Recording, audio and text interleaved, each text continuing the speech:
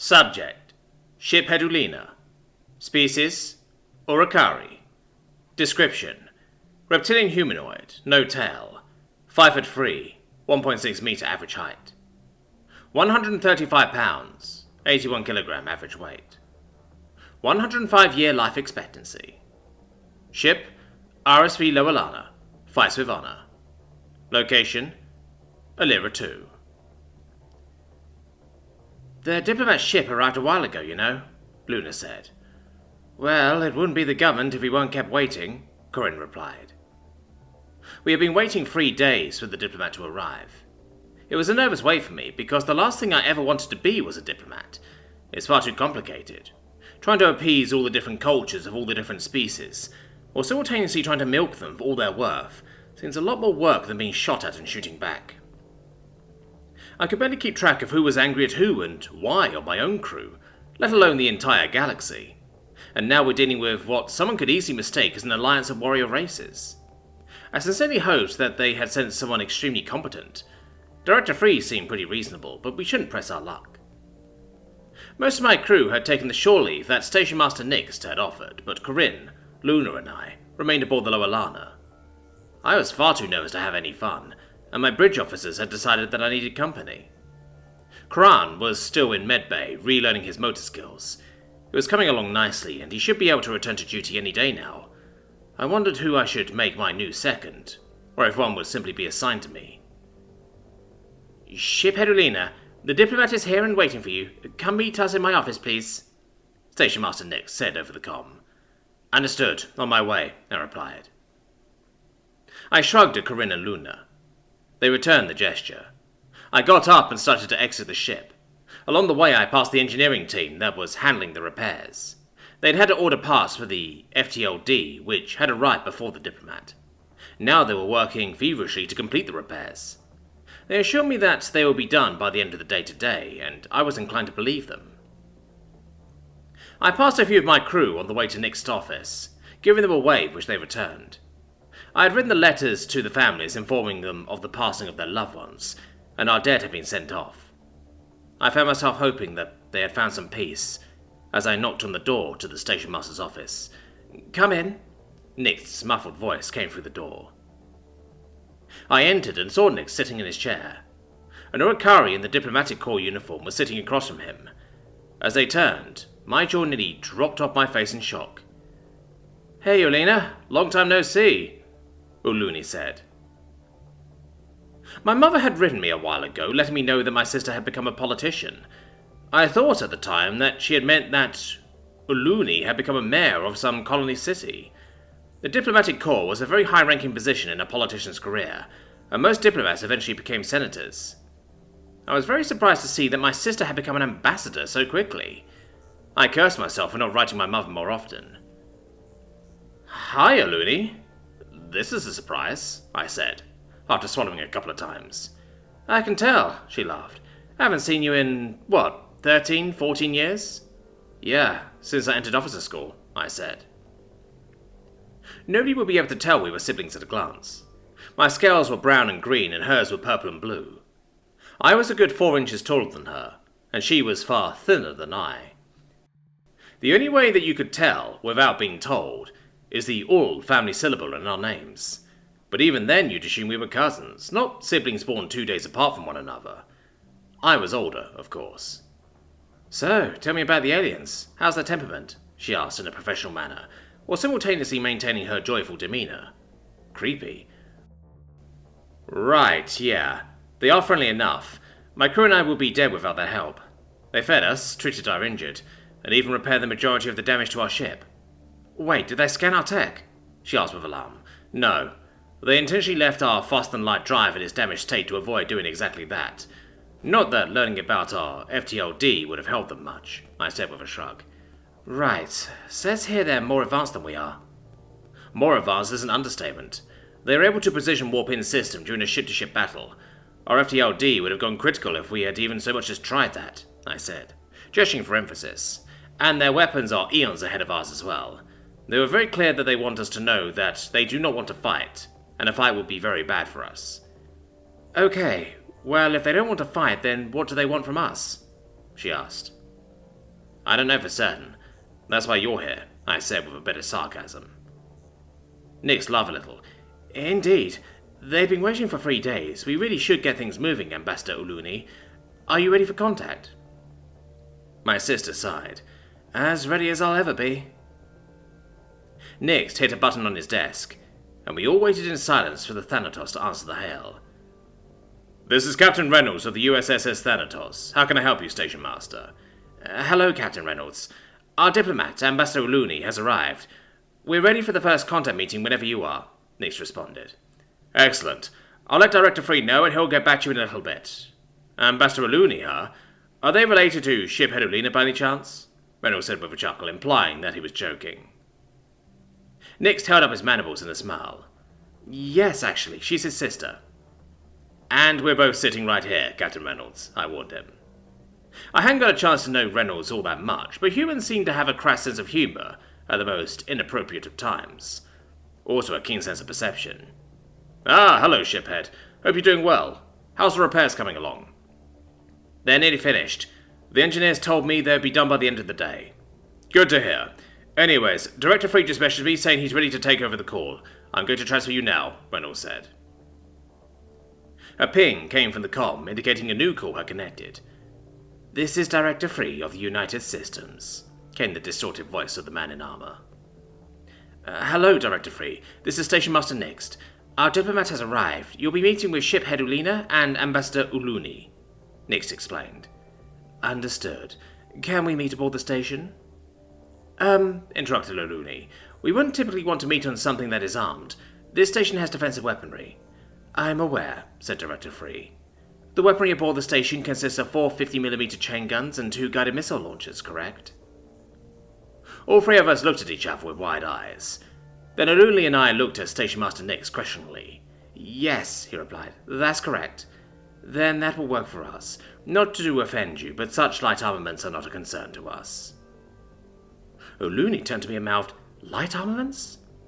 I nodded emphatically. Nix looked at Uluni cautiously.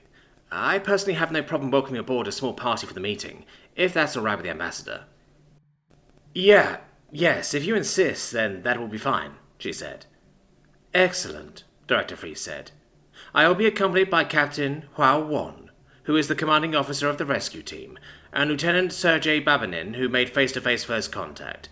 I assume you will keep a record of our meeting. Yes, and we will gladly offer you a copy as well, Uluni said. That won't be necessary. The reason I want to meet aboard the station is that your ships cannot support our software. I've been assured that the station can. Would it be okay if one of our programs were to record our meeting? He meant one of the AI. Uluni looked at me quizzically. I saw a chance for a prank on my sister. Knowing the humans, it would amuse them as well. What kind of big brother would I be if I didn't take the chance? That should be fine, I said to her. Okay, she said. A guide will meet you at the airlock, and we will see you in the conference room. Director Free. Understood. Out. I wondered which AI they would be bringing along. I kind of hoped it would be Tim, because Omega seemed a bit too serious. Tim would at least keep the mood lively. I was suddenly thankful that Tim had been my introduction to AI. I felt a slight stab of pity for my soon-to-be shocked sister. When I remembered the massive difference in our pay, it faded pretty quickly. My sister and I went to the conference room. On the way, she was chatting about how lucky she felt to be part of all this, and how she missed her new house. Yeah, pity definitely gone. No regrets. She was yammering on about how beautiful Senate City is, when a knock came at the door. Blenus opened it and escorted Director Free, Captain Wong, and Lieutenant Babanin into the room. The captain and the lieutenant were wearing their uniforms, and Director Free was wearing his armor. They each took their seats. Thank you for allowing us aboard your station. I am Director Free of the United Systems. I will be our lead ambassador for this first contact. This is Captain Wong and Lieutenant Babanin. He gestured to each. Thank you for taking the time to meet with us. I am Ambassador Uluni, and this is Ship Hedulina, who you have met. I would like to extend the Republic's warmest welcome and deepest thanks for saving his life, Uluni said. It's a pleasure to help, Director Free said with a slow nod. We return your warm greetings in kind and wish you to know that we come with peace in mind. Are you able to ratify our formal agreement? My heart began to beat a bit faster. We were already treading into unfamiliar territory for me. I generally don't know if Uluni has that ability. Can a diplomat make a treaty? She smiled politely and said, I have the authority to negotiate an agreement, but such an agreement will have to be ratified by our administration, specifically the executive. Interesting. An interspecies democratic republic? You'll have to tell me more. But first there are things we must ask of you, if you don't mind getting straight to business, Director Freeze said. Uluni looked at me as if to ask if this was normal. I shrugged. Certainly, she said, as she looked back to the black-armored man across the table. Thank you. First, I would like to get your consent to have this conversation recorded, Director Freeze said. Here it comes. Yes, of course. Such a historic moment certainly deserves to be preserved with as much accuracy as possible. We are already recording, in case you weren't aware. Honestly, I'd assumed you already were, Alina said with a laugh. I don't think that's what he means, Madam Ambassador, I said with a slight grin. I'm pretty sure he's about to ask if it's okay if Omega or Tim come aboard the station. Ulini gave me a look that translated roughly to, who the hell are they? To which I responded with a look that meant, you should have read your fucking briefing. Just Omega would be fine. I'm sorry, Madam Ambassador, were you not informed of our AI? Director Freeze said, as we were glaring at each other. Her glare turned into wide eyes as his question hit home. No, sorry, I wasn't. Your AI? As in artificial intelligence? She said. Sorry, Director Freeze, do you mind if I confer with our diplomat for a brief moment? I asked, before she could make a fool of herself. Certainly, we'll wait here, he said politely. I stood and gestured for Uluni to exit the room into the hallway. She got up and I followed her out of the room. As soon as the door closed behind me, she spun around. What the fuck? She asked. That's my line, I said. Why didn't you read your damn briefing? I skimmed it. This is my first contact, she whisper yelled. I had to study the fucking protocols. But what the fuck do you mean they have AIs? Well, if you had read your fucking briefing, you would know that these guys are so advanced, they don't even consider the OU to be artificial intelligence, I yelled back. And after meeting two of their AIs, I don't either. She looked at me with a mixture of shock and incredulity. I gave her a similar look back because I was stunned that she had come to this so unprepared, but a little part of me was kind of happy that she was still the same sister that I grew up with. She never was good at homework.